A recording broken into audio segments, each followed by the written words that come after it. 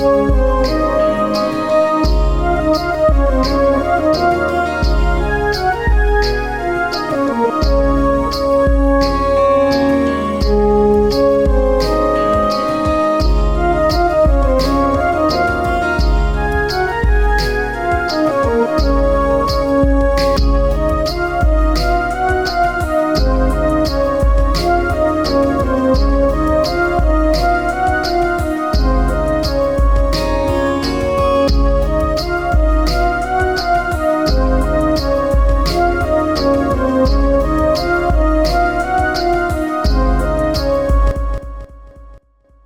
theme of today's presentation will be temples as knowledge repositories. आज आप देखेंगे temples are seen today as religious spaces and heritage monuments. There are a set of temples which are basically religious oriented, where we go worship the god and then have some request to the god and then do some pariharas and then come back, rituals, pujas, etc. And there are other temples which are basically heritage monuments, which are actually not like very old monuments, which are not in worship. So there are temples like that throughout our country, throughout Bharat. But is that what temples are meant for? In fact, they are not. Historically, अब जो देखेंगे, these temples are basically वो knowledge का centers. They actually served as a knowledge center. They also served as economic hubs.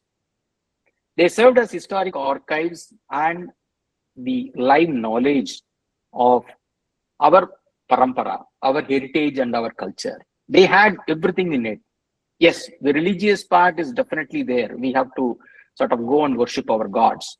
But they have a very unique way of serving us in multidisciplinary way. See, when we talk about the new educational policy, which is what I see as one of the topics or a number of topics, it encompasses multidisciplines and then provide the education in a holistic way, not in a very individualistic, siloed way, as we call it. So similarly, our temples also served as a holistic place where a number of things are served. See, if you take actually the temple, our scriptures talk about the Karma Yoga, the Bhakti Yoga, and the Jnana Yoga, but the temple served as a combination of all the three in the spatial form. So what we can say is, a temple in our context, in our Bharatiya context, is not merely a place of worship, but a designed ecosystem for generating, preserving, and then transmitting the knowledge. Now, when we say about transmission of knowledge, we talk about institutions, right? Where we have colleges, schools, where there is a classroom, where somebody gives us the lectures, they teach us various lessons in various subjects.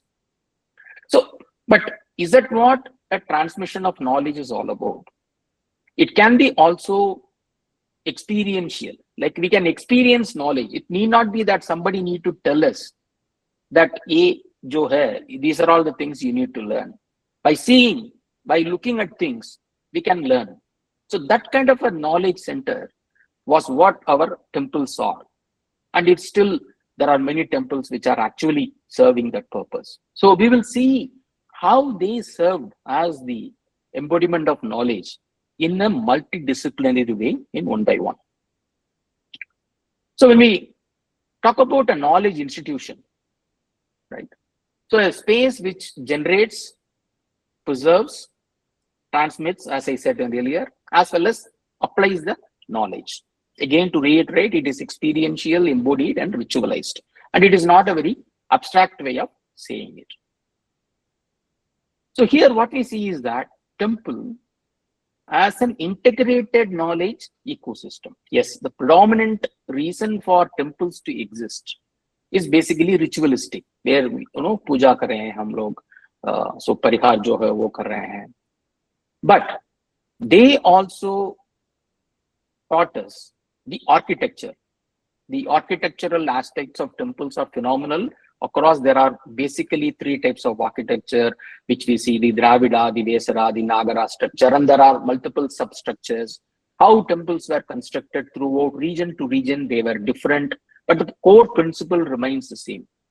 And then we have epigraphy, which basically records lot of information. So when we talk about temple as an integrated knowledge ecosystem, we talked about epigraphy, which stores basically the history. We learn today about our Bharatiya history from these epigraphical records. It served as an economic hub, which we will see in detail how it does.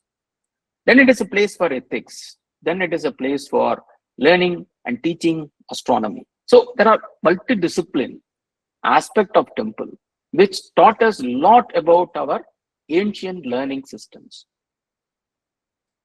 First, we will talk about the philosophy of temple. जो temple जो है हमारा, that gives us the metaphysics aspect of the cosmos. So when we look at our scriptures, our Veda, Vedanga, and our Puranas, they all talk about we live in a place called as Jambudvibha, Bharataganda. And then there were 7 loks or the 7 worlds which are below, and then 7 worlds which are above us. Yeah, it's all a cosmic ocean where we are living in. And each loka, Patala Loka, Atala Loka, Vitala Loka, then Upar, Maha, Siva Loka, Brahma Loka. So when we started teaching people about all these, about the core of our cosmos as given in our scriptures, it will be very difficult for somebody to understand. Usko jara patane ka mushkil hoga. So isliye when we actually look at these temples, they put the entire thing in a physical form as much as possible. Though it is a metaphysics which is very difficult and abstract, the temple gives us some sort of an idea about how these forms exist. Now, it merges that way the cosmological order and our inner consciousness. For example, take the Vimana of temple, be it in various styles, right? That Vimana basically represents the Mount Meru, which is supposed to be the center of the entire universe as we read in our scriptures. Then the temples have the prakaras, the circumambulatory passages through which we actually go around worshipping the god. And the Gopuram, which is standing at the entrance of the temple, is basically the threshold between the profane and sacred worlds. The Garbhagriha, which is the center of the temple, basically served as the Bindu. So when you want to reach the god at the Garbhagriha, you have to go through the passages, the prakaras, and then reach the center. So that is basically the manifestation of the entire universe in a very miniature model, as we can call it, which is basically the philosophy of a temple. So rather than teaching somebody in a scripture way, for them to, for a student to difficult to understand, if we can sort of take them to a temple and then sort of show the way that it is structured, and then correlate this to this, the cosmological order as per our scriptures, it is very, very easy for them to relate to that. So that is basically is one aspect of the philosophy of the temple. Now, taking that into the other extreme, the temple as such is basically the symbol of a human body, as we call it. Now, if you have somebody lying down like this, as we see in the picture, the Gopuram or the entrance of the temple is basically the feet of the god. Then our yoga scriptures, that determines or that defines various chakras, starting from Mooladhara to Sahasrara, right? So each of those chakras are basically there in the temple in terms of multiple mandapas. As we enter the temple towards the sanctum, those are all very clearly displayed, like Maha Mantapam, Madhya Mantapam, etc. Then we have got a Dvajastambam, then Balipeedam. So each of them basically represents a chakra which is there in our body. And then when we go to the Garbhagriha and the Vimana, that basically is the place where the god resides. So when people practice yoga, as some of you may be knowing, they try to bring that the Shakti, the Kundalini from the Mooladhara to the Sahasrara. So that is basically coming into the temple architecture itself. Again, this tells us that the body is basically displayed in the temple as an architecture based, and the energy, which is what we call as Kundalini Shakti or whatever, is basically activated as we enter the temple, as we take our Shakti from the entrance towards the Garbhagriha and then pray to the God. Then the energy is activated by a devotee on seeing the God. So these are all basically very difficult principles to understand as we teach. But if you again take the temple, that basically tells us that this is the Yoga Sastra which we learn in our scriptures. So these are all basically the philosophy aspects of the temple. Now I can try to explain that in the temple which is there in Thanjavur, which is basically having a very 160 feet high Vimana. Now they have actually designed the entire Vimana based on a principle called as Makutagama. Agama means our scriptures in which by which these temples are constructed. So when they wanted to construct this particular Vimana, they have taken that Makutagama as the basis. And what does Makutagama says? It says that the God resides in the form of space. The entire universe is God. And that is basically the space above Earth. The entire universe, as you see it has a lot of objects, but the space in between is huge. And that is where the God manifests. And that's what the principle of Makutagama. So how does actually that principle brought into a physical architecture here? As you see it, the Shivaling resides in the middle of the Vimana, which is basically the Garbhagriha. So above the Shivalinga, what they have done is they have actually put space. On the sides, they have put the granites, which actually goes like a pyramidical structure all the way up to the Shikara. But in between that, there was nothing but space. So if somebody goes near the Shivalinga and then looks up to the Vimana, all they see is only space. Now, the physical form of the God is actually shown in the form of a Shivalinga. But once you start getting enlightened, once you get more and more knowledge about our scriptures, our agamas, etc., our knowledge enhances, and then we go from worshipping a physical aspect of the God to the metaphysical aspect of the God, which is basically the space above that, right? So this is where is one example of how a temple architecture, in fact, gives us the basis of our sastras and the way our agamic scriptures are actually coined. So that is on, again, the philosophical aspect of the temple. I just thought I will put an example for that.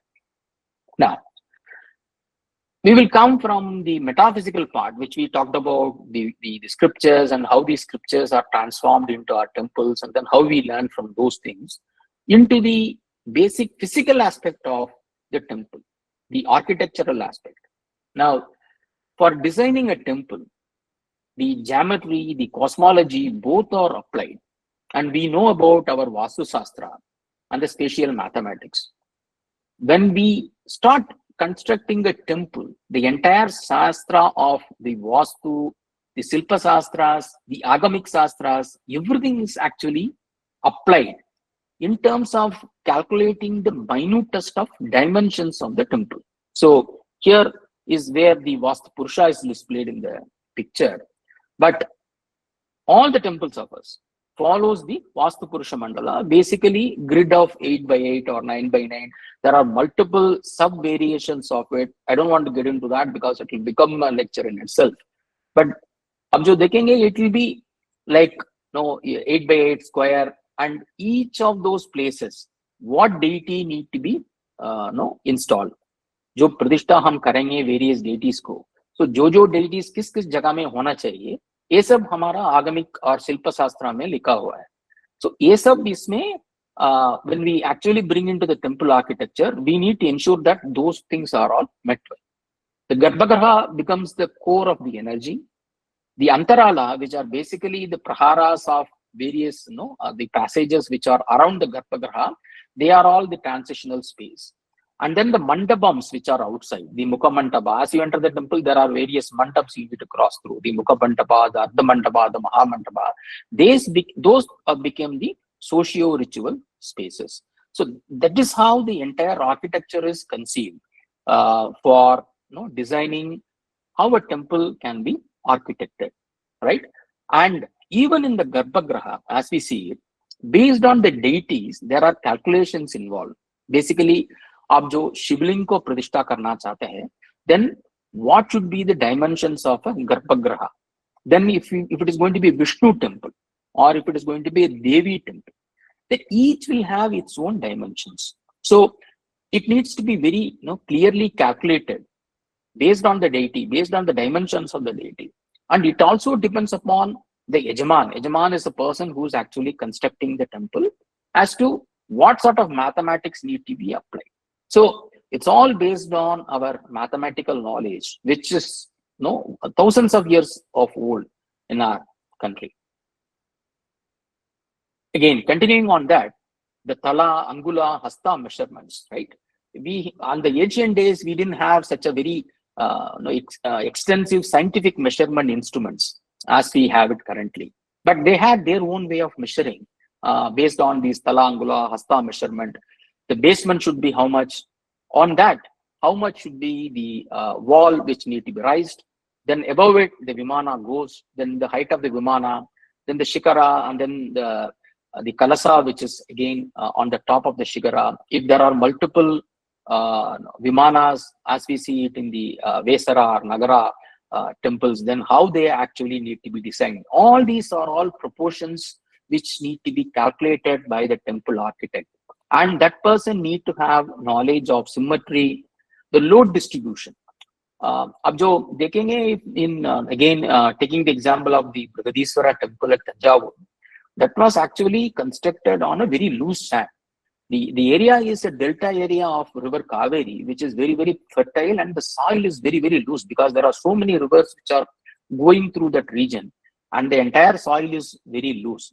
Now, to build such a very high weighing granite temple on the loose soil without that sinking, it requires a lot of knowledge about the overall geometry and the overall load bearing capacity of the soil, how much we can spread the temple so that it doesn't, even if there is a small earthquake, the temple shouldn't collapse. So people have actually thought through all those knowledge and then build such a temple. Even that serves as an example today, right? So thousands of years, those temples have withstood multiple natural calamities and then stands tall today without any major disruption. So, which actually means that the engineering knowledge of our ancestors were phenomenal, and all the engineering knowledge was applied and shown in the temple, as we can see how they have actually ensured that these temples are standing for such a long years without mortar. That is very, very important. Now, if we build a building,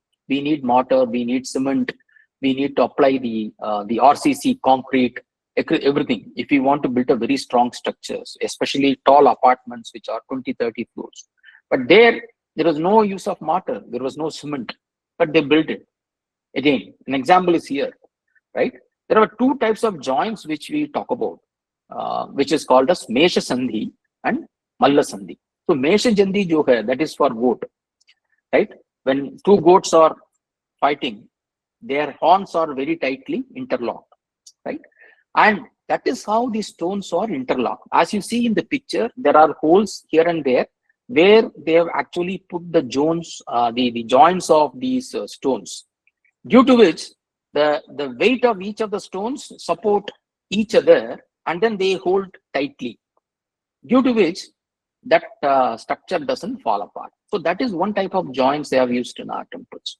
The other types of joints is Malla Sandhi. Malla Sandhi is basically wrestlers. वो मल्लयुद्ध में हम देख रहे हैं. So दोनों भैलवान they come and then hug each other and then have some various couplings. Similarly, the stones were coupled together in various forms, as you see in the picture. These are all some of the engineering skills, or they had, our ancestors have. Some of those principles are even used now in many of the our buildings. But our temples, if we go and then see it, you can see what types of joints they have used. In this temple, Mesha Sandhi is used. In this particular temple, Malla Sandhi is used. So similarly, we can actually say there are various types of joints and engineering features which are used in our temple, which is actually a core of our knowledge system. Now, we'll come to the living archive part, the historical documentation part of the temple. We talked about the metaphysical aspect, the architectural and the physical aspect, but basically they served as the knowledge hub from an epigraphy and documentation perspective. When we want to learn about what Samudragupta did, then we go to this Allahabad pillar inscription, which talks about various deeds of the king. Similarly, when we talk about what a Chola king did, or a Pala king did, or a Pallava king did, everything is basically coming from the inscription, which serves as the record of the names of the kings, their deeds, what donations they have done. They would have made a lot of land grants, especially to the temples. जो temples को उन लोग donation देते हैं, so उसका records किधर maintain होगा? अभी तो हम register office जाते हैं, उसमें एक पत्र में हम sign कर रहे हैं. This serves as the valid legal document जो है, वो जो है. But in those days, it was not the case. Basically, the documents are palm leaf based. So palm leaf में हम लिखते हैं, हम sign कर रहे हैं, but that will get destroyed in no time because they are perishable commodities. So what they have done is, they have actually went to the temple and then inscribed that in the granite wall, temple wall, or जो pillar आप जो देख रहे हैं. So they built pillars and then they started writing those inscriptions in the pillars. And that actually served as a record. If you want to know about how much of land belonged to a particular temple, even today, we have to go to the temple, look at the records of what they have actually maintained, and then we will know. The courts, there are legal disputes of late, even 20 years back, where there were disputes regarding lands, whether the land belongs to the temple or individual people, etc. It goes to the court. The records of the inscriptions are produced as an evidence by the temple authorities to claim the ownership of this particular land. It is for the temple. This belongs to the temple. So they served as a very valid legal document, as a documentation part. So history, वो epigraphy से हमको मिलता है, वो documentation, land grants जो है, वो भी हमारा inscription से हमको मिलते हैं. Then the tax structures. उस जमाने में, what were the taxes levied on the people? Whether they were central taxes like what we see here, or state level or village level taxes, what are the different types of taxes they have got? Where there be professional taxes for people under various professions like goldsmith, people who do washing of clothes, who will do masonry work. There are taxes for each of them, and there are taxes levied for taking goods from one place to other place, what we call as a customs in today's parlance. So जो tax के बारे में information है, वो भी epigraphy or copper plate inscriptions में they used to write, and temples preserve those data. And royal orders, that is another important thing. If the king orders something that this needs to be given to so and so, all those agreements were written in the inscriptions, and then they have been kept. So the innumerable information which is coming from epigraphy is serving as a clear-cut idea about what was the kind of life our ancestors lived, maybe 1,000 years, 1,500 years back. What sort of taxes, what sort of social setup was there, what sort of governance setup was there, everything was available from these inscriptions. And why these temples were chosen? Because, as I said, one is the permanence of stone. The stone cannot get destroyed like a palm leaf. Even copper plates, if it is getting lost, somebody stole it, somebody melted it for their own gains, that record gets lost. But in stone, those things are not possible. And it's a sacred space. So if I want to destroy a particular record for something, I wouldn't risk going to a temple and then doing it, because people perceive us as a very sacred space. And there is collective oversight by the councils, whether it is village council or a temple authority council, etc. So they ensured that nobody tampered with these records. So these epigraphical records as we see in the temple, whether it is 2 line or 100 lines, 200 lines, or the pillars which are there in the temples, they were actually carried forward for so many years only because of the fact that the permanence of the stone and the sacred place, as we call it as temple. Now, what are the other areas or other things which these taught us? The economic history, we talked about taxes, but the other economic aspects of how the economy in ancient Bharat functioned, again, thousands of years back. What lessons we can learn from them? The temple records provides that knowledge. Then the political aspect of it, the governance model, how did they rule such a vast area? The Gupta Empire literally was there in most of the area of India. So how did they rule? How did they manage such a vast area? We know it, we learn it from these inscriptions.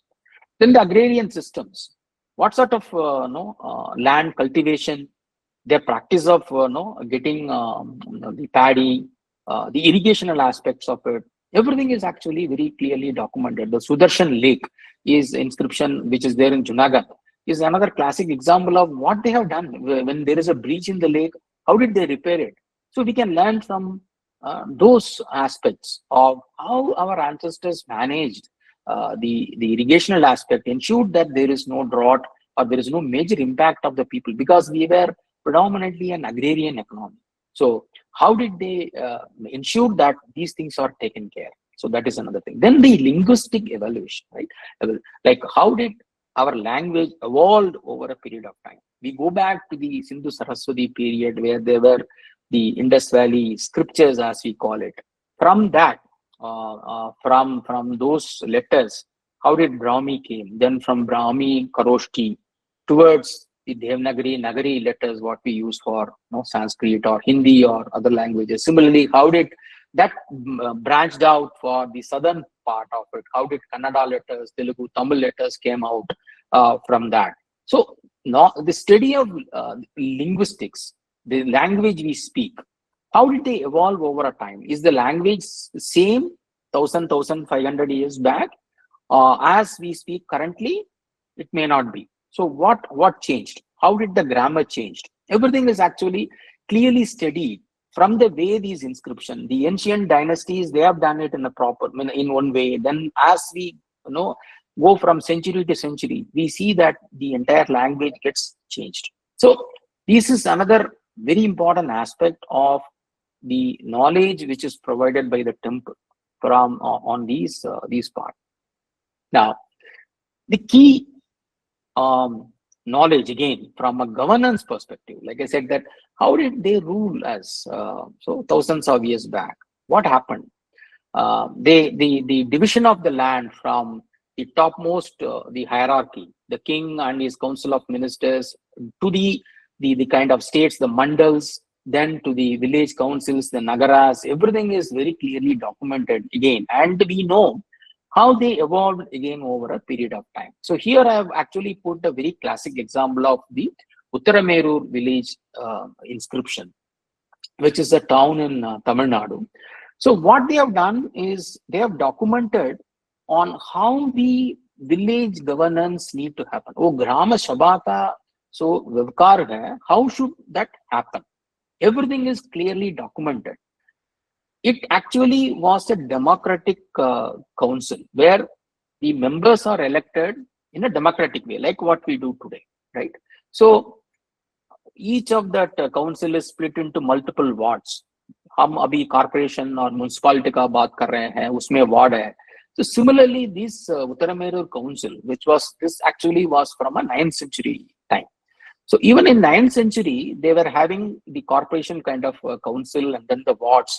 And each ward will have a ward member. Then, abhi jo hum mayor ko elect kar rahe hain, similarly, there is a head of the village who's getting elected by the members. And the do's and don'ts of the nomination. Abhi jo candidates jo hai, our election commission gives us the rules that he or she needs to go through these kind of filtering criteria to be eligible for a candidate, this much of age, etc. Right? So similarly, isme jo criteria to contest even is actually documented. That person should own a house. he or she should have a taxable land, he should be educated, morally upright, he should earn through no honest means. वो जो preceding 3 साल में he or she should not be the member of the council. These are all some of the eligibility criteria. And then they have also put some disqualification criteria also. People who served as a members but failed to submit accounts.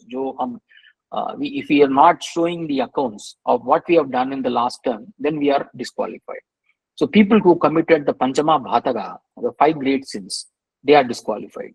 People who are associated with evildoers, people who accepted bribes.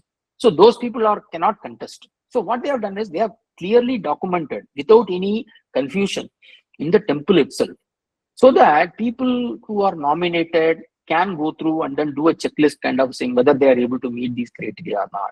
And then based on that, they are elected, and then they are able to govern it. So everything is there in the inscription or in the temple, so that there is no chance of any confusion whatsoever. So that is another important knowledge which we are getting on how these governance happened again in the ancient times. Then they also served as the economic anchor. Now we talked about governance more. What is an economic anchor means?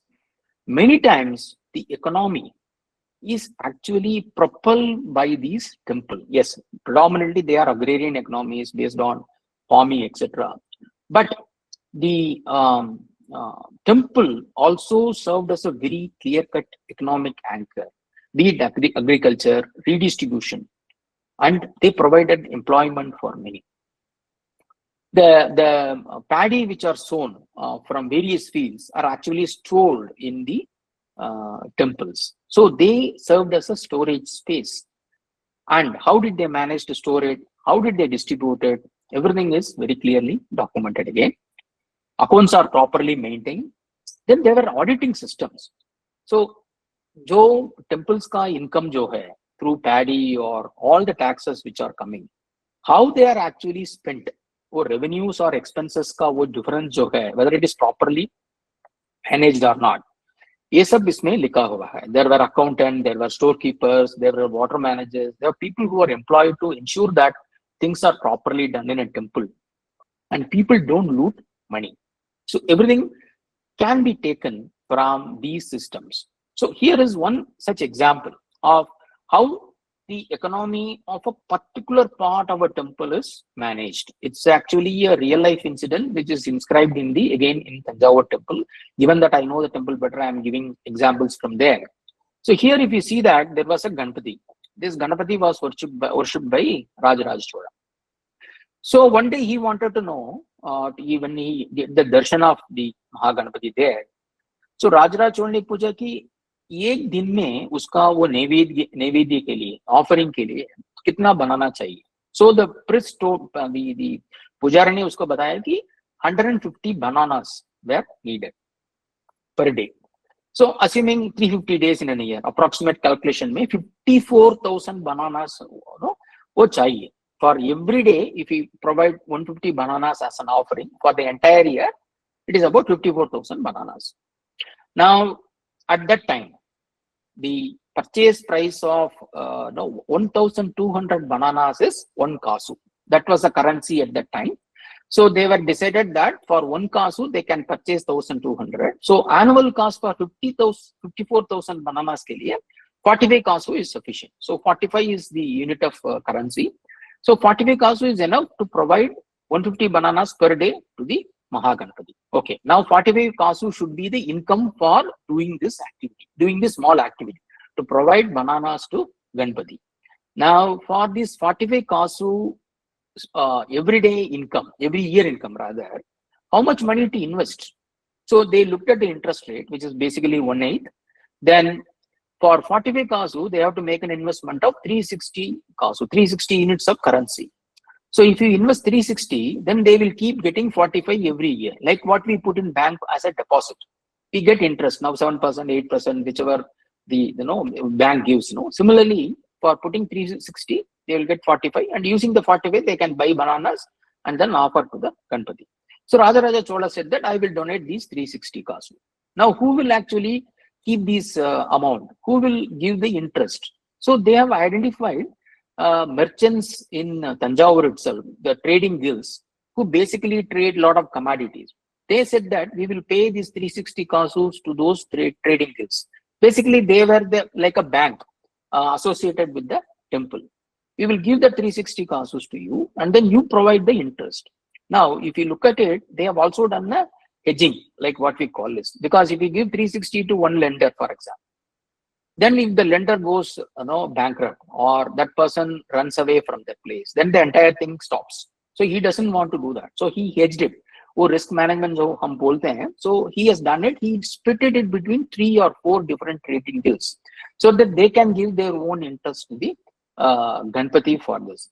So this is basically sustenance of an economic model. So it actually goes across years. So Rajaraj Chol ke baad multiple kings may come, dynasties can change, but these offerings will keep continuing as long as there are trading guilds which are associated with the temple, which are perpetual entities, and then they will keep supplying to this. So this gives a rough idea about how the economy of the temple function, and it actually provides investment opportunity for those trading guilds. Similarly, there were a scheme of lighting perpetual lamp to the temple.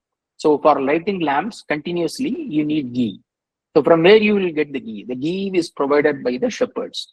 So they have actually provided the goats or the cows, buffaloes to the shepherds as donation, and they in turn has to provide ghee to the temple.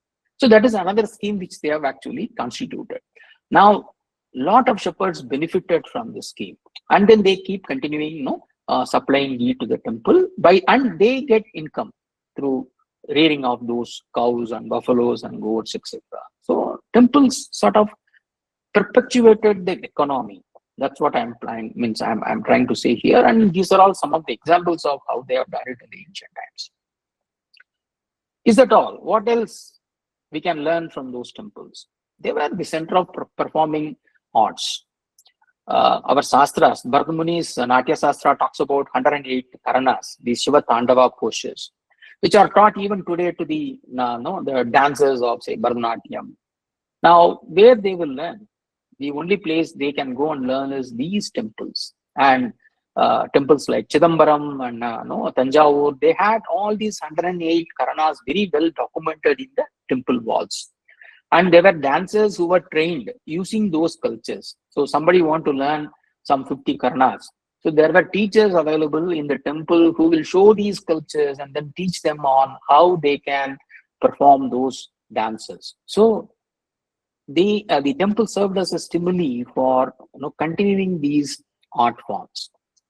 Tanjavur temple at one point of time employed about 400 dancers. 400 dancers. They see the kind of employment they have done, and they need to perform at various festivals, various ways the god comes in procession, etc. And they were taught all these dances by Talekolis, who were basically the teachers of the Bharatanatyam over there. So this is one aspect of the art form, which is a knowledge, which is the dance. Is it only dance? There were acoustics which were being taught. The sound engineering, as we call it. We have huge halls like one you are sitting today. How's the sound management happens over there? There were engineers now who do that, but in the ancient times there were basically mandaps who were very clearly designed engineeringly to ensure that musicians who are performing, they are doing vocal concerts, they are making speeches. There were a lot of Puranic Harikatha discourses which used to happen, like Mahabharata, Ramayana, other means discourses jo hote hain. So how it actually spread to the huge community. So the mandaps were designed in such a way that the sound reverberates and then reaches to the last of the audience who is sitting in the backside. So that is a classical learning part on how these acoustics are managed. You see that there are steps on the left hand side in the picture. These steps there were 7 steps is there in the Dharasuram temple. And each step, if you actually step into that or put your feet and then press, it gives a different sound. We have the Sabda Swaras, 7 Swaras, right? Sari, Gama, Padani. So each of those Swaras are actually made to sound in each of those steps. How did they manage to do it? If you look at the stones, they don't look very different. They are all same. But the way they have actually constructed, that actually tells us that these swaras were differentiated. It is true. Even today, if you go there, you can see the way they have done it. Similarly, those pillars, musical pillars, which is there in many temples of Vijayanagara kings. In Karnataka, you see it. So each of the pillar will sound in a different swara. If you knock that particular pillar, one pillar will be different, will give you a different sound than the other pillar. So they were all very clearly, engineers who know this particular stone is right for this swara, and they have made these pillars in such a way that people can enjoy the music which is coming out of even the stone pillars. Right. Now, the other aspect, again, continuing with the musical tradition, again, the inscriptions, which has documented various swaras or various ragas which we use in our musical system. Today we use Hindustani, Carnatic, and various other musical systems. Earlier there were a lot of musical triters which is which is based in Sanskrit, etc. So the inscriptions document those musical triters on what are those swaragamas by which these can be sung. These predates are Hindustani and Carnatic music, 1500 years old, etc. So these inscriptions document those ancient musical system, which is not in practice today. So people need to sort of do research of what was our ancient musical system based on these inscriptions. This is basically in Kudumiyan Malai, as you see in the picture, where there were about 7 classification of swaras which are documented. And in the left-hand side, you will see what is written as Parivadini in Grantha, in Sanskrit language. Parivadini is also written in the same temple. Parivadini means it's a kind of a string instrument, which is again documented in our ancient scriptures. Now, these svaragamas need to be played in this string instrument. They have actually put it. And this is basically, if you look at the entire hall itself, is basically like a classroom where they can teach the musical students of these swaras. And probably it might have been a place where each of the students could have carried the sing instrument and played these swaras. So we don't know. So is an knowledge hub of such musical systems even in the ancient times, and our temples actually did that job. Now, apart from that, the teaching aspect of what we see today, the temples actually did that. Our scriptures, which are basically Vedas, Agamas, and Puranas, etc., they were all verbally taught during that time. There were no books, even very scarcely they were written. So the verbal transmission happened in the temples, and there were a lot of Vedic colleges. Our inscriptions tell us that there were a lot of Vedic colleges, Vedic institutions, grammar institutions, language institutions, which actually taught, and they were all associated with the temples. For example, there is a Vedic college at a place called as Ennayar. So there it is very clearly documented that Rig Yajur Veda, they were taught for 75 students each. And for Samaveda, for Chandogya, 20, and Talavakara, 20 students were taught over there. Similarly, the sutras like Bhaudayana Sutra, Vyakarana, Vedanta, Mimamsa, and other philosophies were also taught to about 50 students. And there were about 32 teachers who were actually teaching the students all these disciplines. So they were a full-fledged university which is functioning adjacent to this Ennayaram Vishnu temple. So they served as an educational institution as well. And they were a lot of libraries. The Bodhsala temple, which was sort of in the news recently, the Saraswati temple, Vagdevi temple, that had a very huge library as per our scriptures. So people can go and then refer some of the rarest of the books in those libraries. Similarly, there were libraries in Chidambaram temple called as Saraswati Bhandar. So Saraswati Bhandar is basically, they have associated that with the goddess Saraswati, which is which has a lot of scriptures, books. Students can go and then refer all of them. So that is actually a very core knowledge source during those days. Similarly, the health and medicinal aspect. The When we talk about health or the medicine, we talked about hospitals these days, and then there were medical colleges which are teaching, the various disciplines of medicines. But those days there were Ayurveda and Siddha in this part of the world. So the herbs which are administered as medicines, they were all grown in the temple gardens. And there was again one inscription from Tirumukkudal, which actually talks about a full-fledged hospital functioning in the temple complex itself. And the hospital had about 15 beds for inpatients, like our multi-specialty hospital. They had 15 beds for the inpatients, and they were a head doctor, one surgeon, two assistant, pharmacist. Everybody was there in the temple. And what medicines they have administered, which were there in our Charaka and Saraka Samhita. So they were all very clearly documented here in Tamil Nadu. So it all actually shows that the medicinal system practiced in our country was same, irrespective whether it is north or south. And the formula of these various medicines like Brahmiyam Kadamburi, Vasa Haritaki, Gomutra Haritaki, how these medicines are prepared, what are all the ingredients, right? Everything is documented in the inscription. So we will know what sort of medicines, what sort of diseases were there, and then how these medicines were administered to the patients in the hospital, which are again associated with the temple in those days. So they were all very clearly, can be seen from here. And then basically it's the temple served as an ethical place because of people were God-fearing.